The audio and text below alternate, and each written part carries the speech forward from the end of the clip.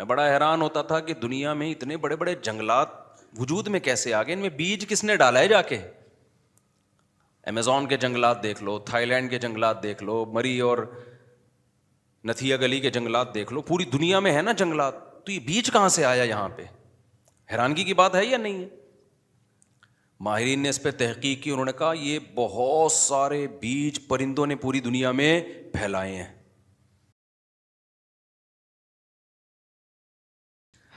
آپ کیا سمجھتے ہیں ہوائی جہاز کتنی پیچیدہ مشین ہے؟ نیٹ پہ سرچ کریں، میں تو دیکھتا ہوں ایسی ویڈیوز، بڑا مزہ آتا ہے جب جہاز ایجاد ہو رہے تھے یہ تجربے، پھر جہاز کی مشینری بڑی پیچیدہ ہوتی ہے، تبھی اس کے جو انجینئر ہوتے ہیں ان کی تنخواہیں ٹھیک ٹھاک ہوتی ہیں۔ جہاز میں ایسا نہیں ہوتا کہ پلک میں کچرا آ گیا، گاڑیوں میں تو ہوتا ہے نا، پلک میں کچرا آ گیا دھکا لگاؤ چلو بھائی وہاں تک، جہاز میں یہ بہت پیچیدہ سینسٹیو آلات لگے ہوتے ہیں، کیونکہ وہاں ایسا نہیں ہوتا کہ جی وہاں تھوڑا سا جھٹکا آیا نا تو بس سب کی آنتیں اور گردے پھیپھڑے نکلے ہوئے ہوں گے۔ بہت ہی آٹومیٹک ایک سینسٹیو قسم کا سسٹم ہوتا ہے جہاز میں۔ بڑا کمال ہے جن سائنسدانوں نے، جن انجینئرز نے یہ چیزیں بنائی ہیں۔ اللہ مثال دیتا ہے مکھی اور مچھر کی۔ آپ نے اتنے بڑے بڑے جہاز بنا دیے جنہیں اڑانے کے لیے اتنا ایندھن چاہیے، جو چلتے ہیں تو بریک نہیں ہے ان کی، جس اسپیڈ سے چل رہے ہیں تو چل رہے ہیں۔ جہاز میں ایسا نہیں ہوتا چل بھائی ادھر سے یوں گھما کے یوں لے آ، چل بھائی ادھر سے یوں گھما کے یوں لے جا، تھوڑا نیچے کر، خالہ کا گھر آ رہا ہے وہیں اتار دے مجھے۔ اللہ تعالیٰ نے جو جہاز بنائے ہیں جن کو پرندے کہا جاتا ہے، یہ جہاز کسی پائلٹ کے محتاج نہیں ہے۔ ان کا پائلٹ کہاں ہوتا ہے؟ جہاز کے اندر ایک چھوٹا سا دماغ ہے جو اس جہاز کو اڑائے گا۔ ہیڈ لائٹ لگی ہوئی آنکھوں کی شکل میں۔ اولم یروا الی الطیر فوقہم صافات ویقبضن، اللہ کہتے ہیں ان پرندوں کی طرف نہیں دیکھتے جو اپنے پروں کو پھیلاتے ہیں اور ہوا میں ہی سکیڑ بھی لیتے ہیں، کیسے اسپیڈ کو مینج کرتے ہیں۔ جہازوں کے اسپیڈ کو مینج کرنا آسان نہیں ہے، بہت ہی خودکار قسم کے آلات، پیچیدہ قسم کے آلات لگے ہوئے ہوتے ہیں۔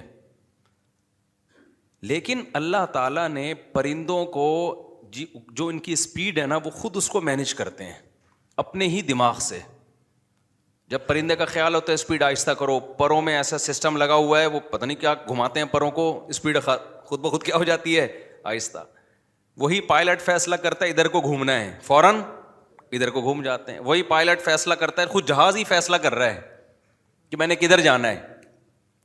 جہاز کو کتنا ایندھن چاہیے وہ جہاز ہی بتا رہا ہوتا ہے کہ تجھے بھوک لگ رہی ہے، اب تو اتنے دانے جو بھی اس کو کھانا ہے نا، جیسے سمندر کے اوپر جو پرندے ہوتے ہیں اکثر مچھلیاں کھاتے ہیں، تو پائلٹ خود بتا رہا ہوتا ہے۔ ہمارے یہاں پائلٹ کو الگ سے انجینئرز آ کے بتا رہے ہوتے ہیں کہ اتنا فیول چاہیے ہمیں کراچی سے لاہور جانے کے لیے۔ جب یہ پرندے لمبے لمبے سفر کرتے ہیں تو کس پرندے کو کتنا فیول چاہیے، فیول بھی کتنا دیسی اور سادہ رکھا ہوا ہے، کوئی پیٹرول نہیں چاہیے ان کو، ورنہ تو کتنی ٹینشن میں آ جاتے وہ پرندے۔ پیٹرول مہنگا ہونے سے پرندے ہی بیچارے برباد ہو جاتے۔ اللہ نے کہا ہے تمہیں ایندھن وہاں سے ملے گا جو چیز پوری دنیا میں کامن ہے۔ سمندر کی مچھلیاں کھا لو، یہ تمہیں انرجی دیں گی، دانا کھا لو، باجرہ کھا لو، اور کیا کیا کام اللہ ان پرندوں سے لے رہے ہیں۔ میں بڑا حیران ہوتا تھا کہ دنیا میں اتنے بڑے بڑے جنگلات وجود میں کیسے آ گئے، ان میں بیج کس نے ڈالا ہے جا کے؟ امیزون کے جنگلات دیکھ لو، تھائی لینڈ کے جنگلات دیکھ لو، مری اور نتھیا گلی کے جنگلات دیکھ لو، پوری دنیا میں ہے نا جنگلات، تو یہ بیج کہاں سے آیا یہاں پہ؟ حیرانگی کی بات ہے یا نہیں ہے؟ ماہرین نے اس پہ تحقیق کی، انہوں نے کہا یہ بہت سارے بیج پرندوں نے پوری دنیا میں پھیلائے ہیں۔ پرندے جب کھاتے ہیں نا، دانا وانا کھا رہے ہیں کوئی بھی، تو ان کے بیج ہضم نہیں ہوتے، اور یہ ان کی بیٹ میں بعض دفعہ بیج ہضم نہیں ہوتا، بیٹ میں نکل کے زمین پہ گرتا ہے، اسی سے پودا نکل آتا۔ تو اللہ نے ان کے ذمے جب زمین کو بنایا، اللہ نے پوری دنیا کو اللہ نے آباد کرنا تھا، تو اللہ نے ابابیل سے جیسے کام لیا نا ابرہا کے لشکر کو تباہ کرنے کا، تو اللہ نے پرندوں سے کام لیا پوری دنیا میں بیج پہنچا دو تاکہ لمبے لمبے درخت پوری دنیا میں اگائیں۔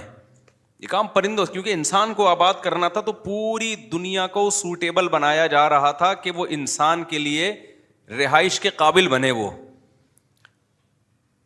کیسے پرندوں کے ذریعے، پرندوں کو خود بھی پتہ نہیں کہ ہم کیا کر رہے ہیں.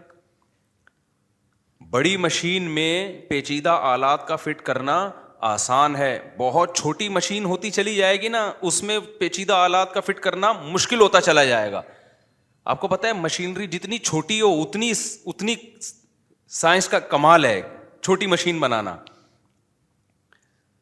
اللہ میاں نے جتنی ٹیکنیکل قسم کی مشینیں بنائی ہیں نا، ان کا حجم بہت چھوٹا رکھا ہے، بہت چھوٹی چھوٹی بنائی ہیں، کام بڑے بڑے لے رہا ہے اللہ ان سے.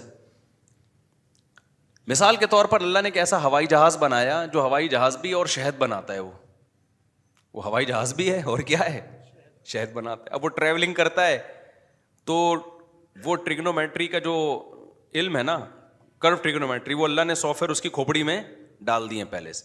وہ بائی ایئر ایسے راستوں پہ شہد کی مکھی سفر کرتی ہے، اور وہ بائی ایئر بھی سفر کرتی ہے اور اپنا راستہ نہیں بھولتی. کیا صاحب، کیا کمال کر دی. اس کی کھوپڑی اتنی سی ہے، اتنی معمولی سی کھوپڑی کے اندر سب کچھ ہے، اتنی سی. شہد کی مکھی کی کھوپڑی تو دیکھو، اس میں سافٹ ویئر ڈالے کہاں سے ہوں گے. کوئی اتنی سی USB آپ کے پاس لے آئے نا کہ اس میں 100 GB کا یہ سافٹ ویئر ہے، یہ ڈال دو. آپ بولے گا بھائی پاگل ہو رہا ہے کیا، اس میں تار لگے گی کیسے بھائی. تو شہد کی مکھی کے اتنی سی کھوپڑی ہے جو چشمہ لگائے بغیر نظر بھی نہیں آتی. اس چھوٹی سی کھوپڑی کے اندر کیا کمالات ہیں یار، کیا سافٹ ویئر ڈال دی ہیں. اوحا ربک الی النحل ان اتخذی من الجبال بیوتا ومن الشجر. جہاں سے بھی مکھی اٹھا کے لاؤ گے وہ ایک ہی کام کرنا شروع کر دے گی.